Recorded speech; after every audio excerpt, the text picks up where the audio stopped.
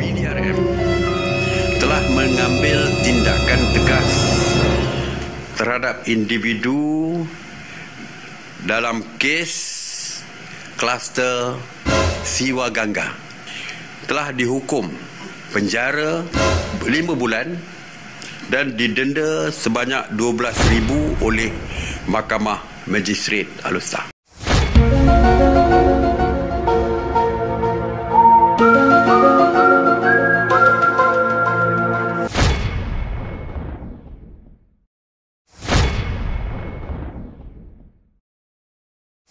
Makcik Gelangping dijatuhkan hukuman penjara selama 1 hari dan denda RM8,000 oleh Mahkamah Magistrate Ipoh hari ini atas pertuduhan tidak mematuhi perintah pengawasan dan pematian ketika dikenakan perintah kuarantin di rumah.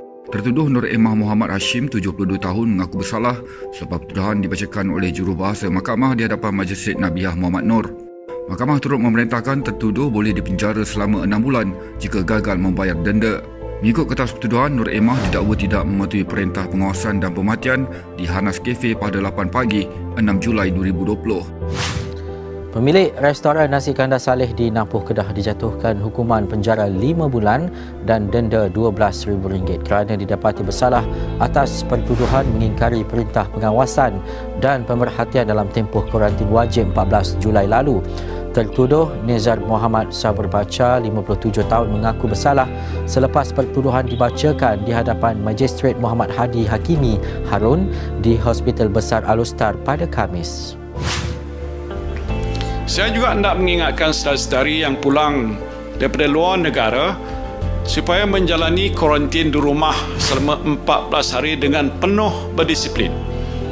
Duduk di bilik yang berasingan daripada ahli keluarga yang lain dan jangan sekali-kali keluar daripada rumah sepanjang tempoh kuarantin. Anda juga mesti melakukan penilaian status kesihatan kendiri menggunakan aplikasi MySejahtera. Sekiranya bergejala, maklumkan pada pejabat kesihatan daerah berhampiran dengan segera.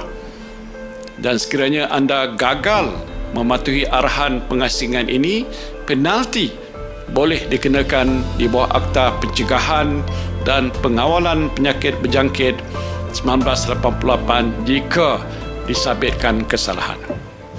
Sumber yang dekat dengan Menteri Perusahaan, Perdagangan dan Komoditi, Khairuddin Aman Razali, mendakwa bahawa menteri itu menjalani pemeriksaan dan ujian KAS dan ujian COVID-19 semasa tiba di tanah air pada 7 Julai setelah lawatan ke Turki. Sinar Harian memetik sumber itu sebagai berkata bahawa pemeriksaan itu dilakukan di lapangan terbang antarabangsa Kuala Lumpur KLIA dan mengambil masa kira-kira 5 jam dan hasil ujiannya negatif. Menurut sumber itu, Khairuddin ke sana pada 3 Julai lalu selepas mendapat keizinan Perdana Menteri Muhyiddin Yassin.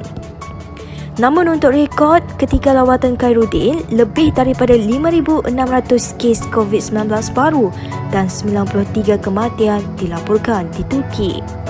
Turki mempunyai lebih daripada 250,000 kes dan 6,061 kematian akibat COVID-19.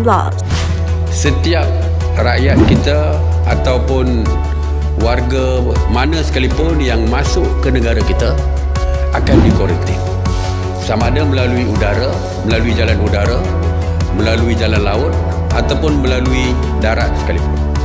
Bahawa menteri itu menjalani pemeriksaan dan ujian KAS dan ujian COVID-19 semasa tiba di tanah air pada 7 Julai setelah lawatan ke Turki. Dilakukan di lapangan terbang antarabangsa Kuala Lumpur KLIA dan mengambil masa kira-kira 5 jam dan hasil ujiannya negatif.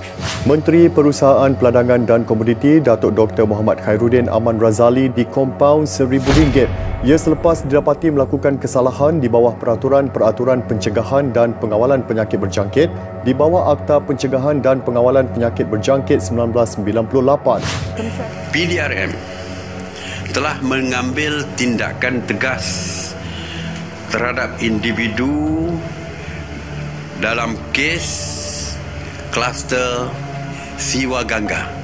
Wanita yang ingkar perintah pengawasan rumah COVID-19 dan dilihat makan di sebuah restoran telah dijatuhkan hukuman penjara sehari dan denda RM8,000 di Mahkamah Magistrate Ipoh.